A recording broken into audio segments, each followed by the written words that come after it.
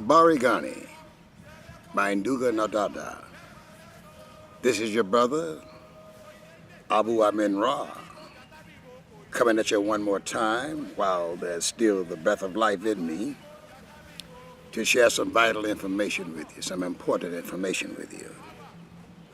My brothers and sisters, have you ever given thought to ancestor worship?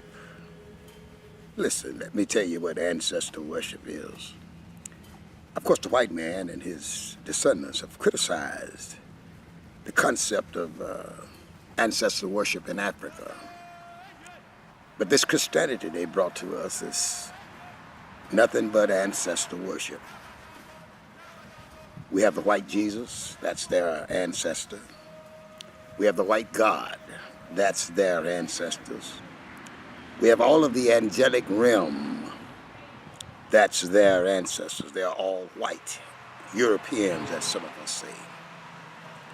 So my brothers and sisters, you must understand this. That's a trick bag for us right there. We must go back to the concept of lifting up the ancestors, praising the ancestors, our ancestors I'm talking about, the ancestors of Africa. Because my brothers and sisters, they are still able to assist and help us. When the white man tells us to call on the angels to give us assistance and guidance, we fall to our knees and we do it. We should do the same for our ancestors, because the ancestors are looking over us every minute, every second of our lives in this existence. Don't you know that the ancestors are us, reborn through our mothers and fathers? Don't you know the ancestors are really about DNA? After all, where did you get your DNA? Your DNA came from your ancestors with a little admixture here and there.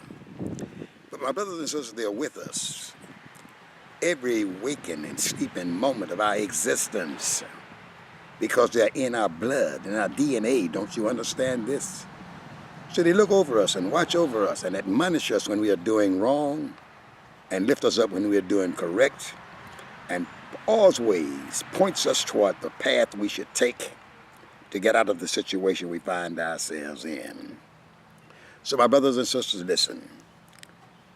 Lift up your ancestors. Not the European ancestor, not the ancestors of the slave masters, but your own ancestors, because they live in you.